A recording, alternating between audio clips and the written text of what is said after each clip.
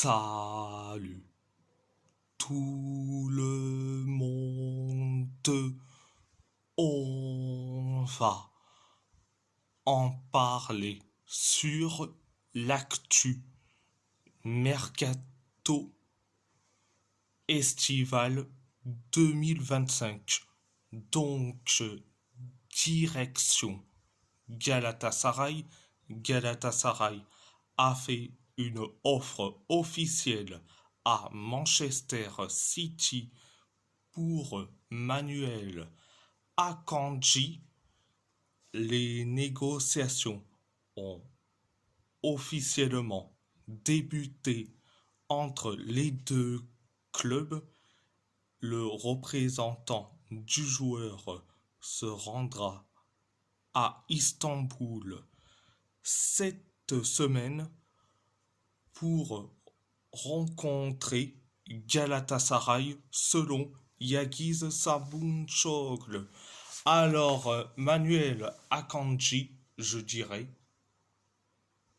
oui, oui et oui, surtout pour apporter de la concurrence à Davinson Sanchez. Donc, c'était la première information. Deuxième information, Galatasaray a fait une offre de 20 millions d'euros plus bonus pour Diogo Costa. Cependant, la priorité reste Ederson. En cas d'échec sur le dossier, le gardien en tête de liste et le portier portugais selon Florian Plettenberg. Alors, Diogo Costa. Je dis franchement,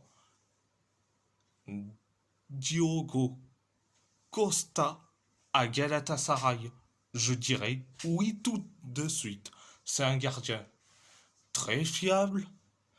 En plus,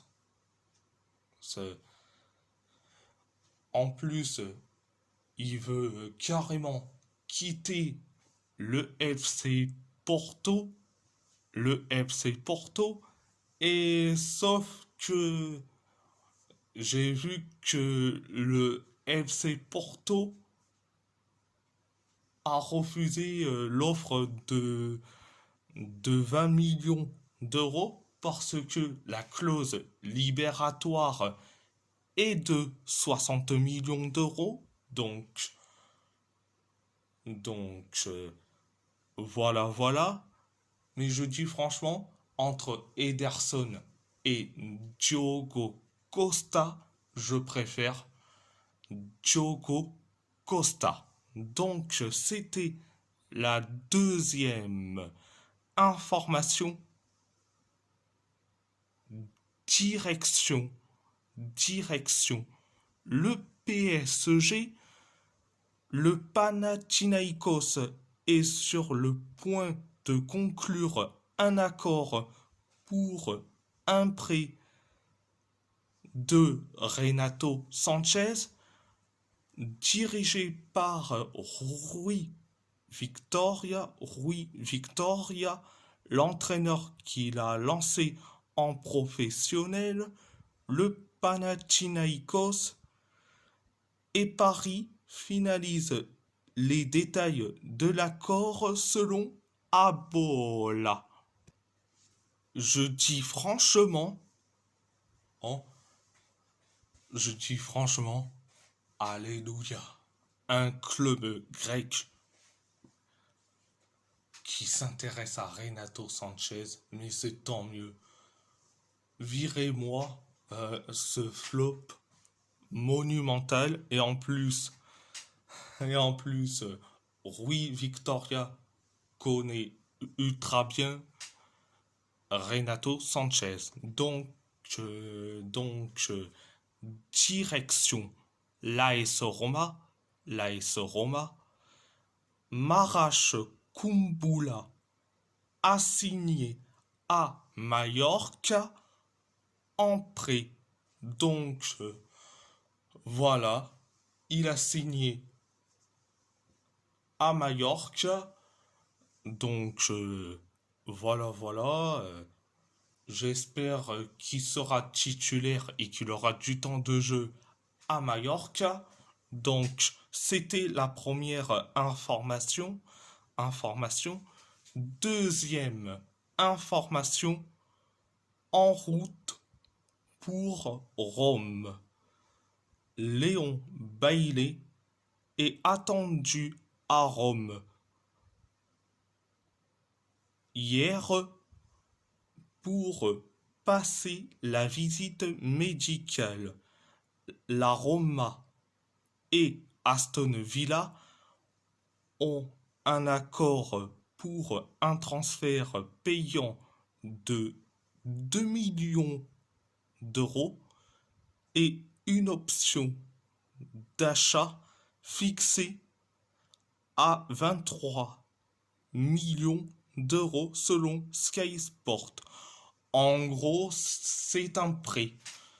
Donc, bon après, Léon Bailey est déjà atterri à Rome déjà. Donc, Léon Bailey doit passer la visite médicale, mais on attend la signature du contrat et voilà. Donc, c'était la deuxième information. Troisième information, Anas Salaheddine sur le départ. Le natif des Pays-Bas ne semble avoir jamais convaincu Gianpiero Gasperini qui a déjà donné son feu vert pour un transfert. Le PSV Eindhoven et le Feyenoord sont les clubs les plus intéressés selon Il Messaggero. Je dis franchement, c'est certes assez dommage, mais je peux comprendre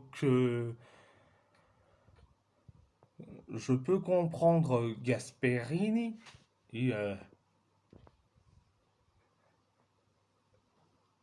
les joueurs qui n'ont pas convaincu, ils doivent quitter le club. Donc je peux comprendre Gasperini et on doit être aux côtés du coach. Donc voilà. C'était la troisième information. Direction l'Athletic Bilbao. Direction l'Athletic Bilbao.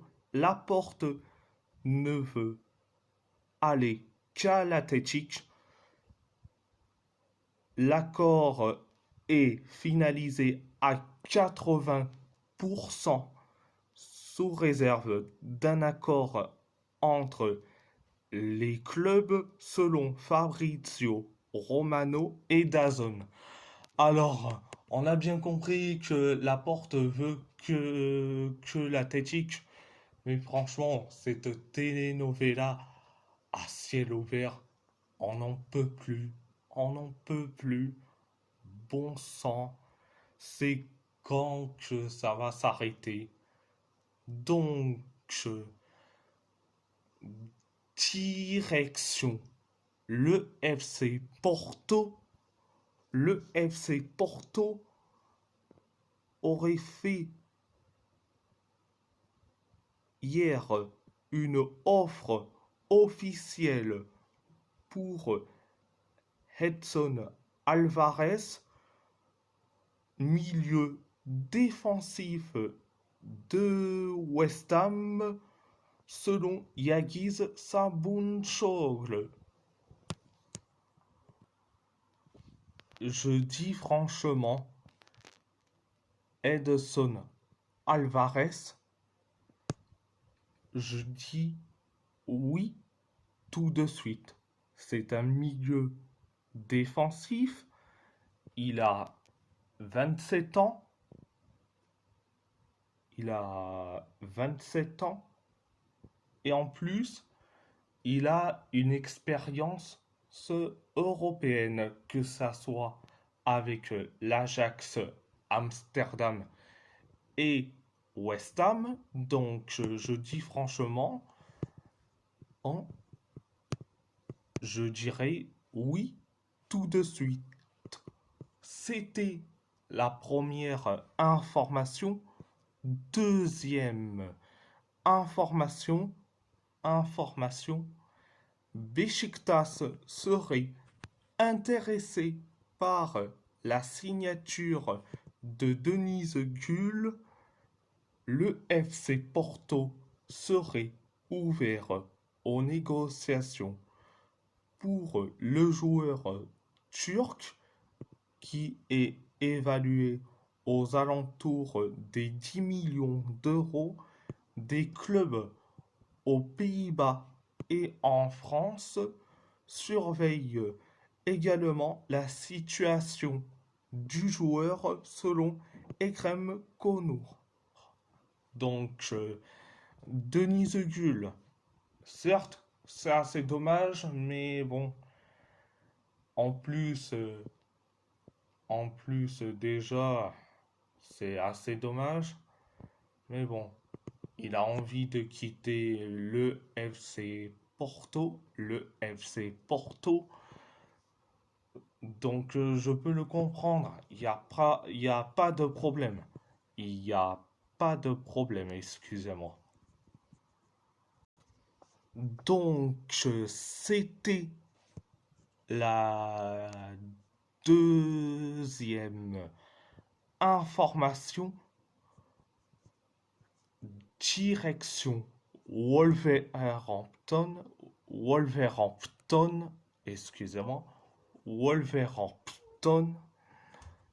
Jackson Tchatchoua a signé jusqu'en 2030 avec Wolverhampton en provenance de l'Hellas Vérone pour 12 500 000 euros. Alors là, on tient carrément un phénomène au poste de latéral droit. Donc, contrat jusqu'en 2030, ok, pas de souci. Mais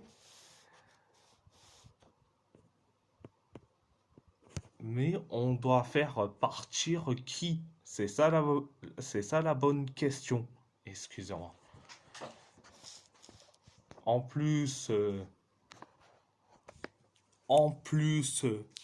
tu as Rodrigo Gomes, Kijana Olver, Pedro Lima et Matt Doherty. Je dis franchement, il y en a. Allez. Il y en a un qui doit partir, ou voire même 2 ou 3 qui doivent partir, vu que la concurrence au poste de latéral droit est lourde. Donc, c'était la première information. Deuxième information, Wolverhampton et West Ham suivent de près la situation du milieu défensif du Barça, Marc Casado, un départ n'est pas exclu pour le joueur avant la fin du mercato, valorisé à environ 30 millions d'euros. 30 millions d'euros selon Matteo Moretto. Je dis franchement, Marc Casado à Wolverhampton, je dirais oui tout de suite pour concurrencer André Trindade. Donc c'était la deuxième information. Troisième information, Jørgen Strand Larsen n'est pas à vendre cette fenêtre. Il faudrait une offre énorme de Newcastle pour que les Wolves envisagent même de vendre l'attaquant selon Alex Crook. Alors, tant mieux, mais tant mieux. Il n'est pas à vendre. Franchement, oh, il n'est pas à vendre.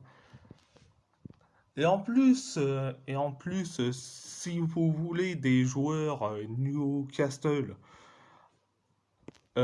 allez sur Fabio Silva ou sur Sasa Kalajic ou Wang Hee-chan ou Nathan Fraser à la limite. Un des quatre.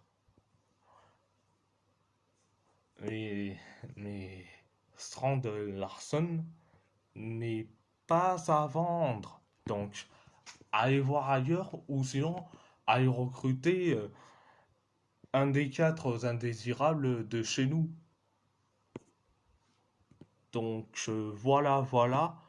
Et si la vidéo vous plaît, abonnez-vous à ma chaîne YouTube, likez, commentez si vous avez envie ou pas, c'est votre choix. À part ça, je vous laisse et merci beaucoup.